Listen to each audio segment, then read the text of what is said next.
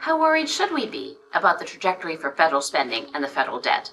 Looking over the next 30 years, if Congress doesn't pass any new tax or spending laws, federal spending is projected to climb as a share of gross domestic product, GDP, a measure of the size of the economy, while revenues are projected to remain roughly constant. This leads to a widening gap between spending and revenues, called the deficit, and to an increasing federal debt, which is all the money the U.S. has borrowed in years past. As you can see in this chart, which goes back to 1900, debt as a share of GDP rose sharply as the nation borrowed heavily to fight World War II, but then declined for decades. But with some ups and downs, debt was relatively stable as a share of GDP from the mid-70s through 2007, before the start of the Great Recession.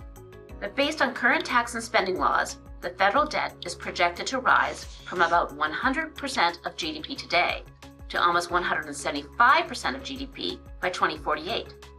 So what's driving the projected increase in spending and thus the increase in the debt? Three forces predominantly.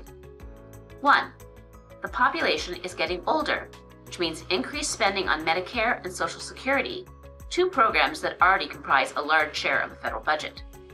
Two, per person spending on healthcare is increasing, which also boosts spending on Medicare, as well as other programs like Medicaid. And three, interest on the government's debt is rising. Let's take these one at a time. First, let's talk about the aging of the population. The share of the population that is 65 and older has been rising since 1950. Two factors are driving this aging of the population. One is increasing life expectancy. This is expected to keep the share of the population that is over 65 increasing gradually over time. The second factor is fertility, how many children each woman has in her lifetime. During the baby boom years, from 1946 to 1964, Americans had a lot of kids, about 3 per household in the late 50s and early 60s. But fertility started falling after the baby boom, and by the mid-70s was about 2 children per woman.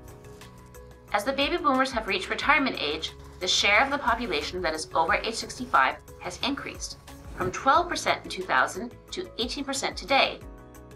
That share is projected to rise to 21% by 2035.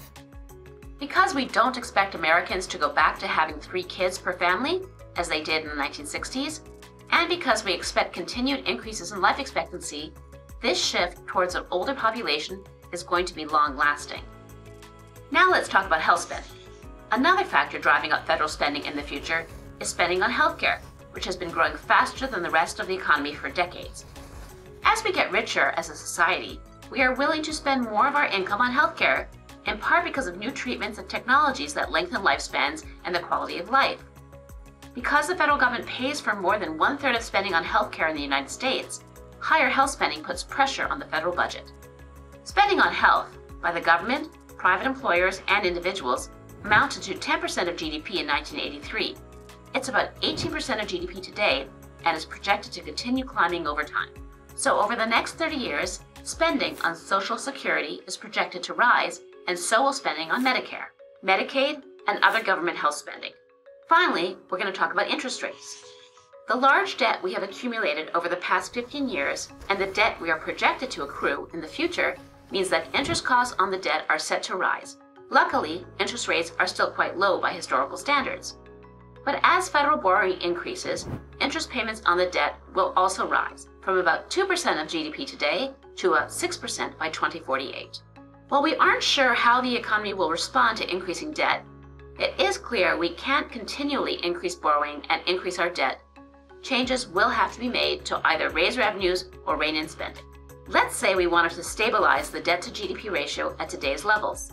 That is, instead of allowing the debt to continue rising over time, we wanted the debt in 2048 to be around 100% of GDP, the same as in 2022. What kind of spending cuts or revenue increases would that require? And could we rein in spending or increase taxes while preserving the functions of government that are most important? See if you can do it by playing the fiscal ship.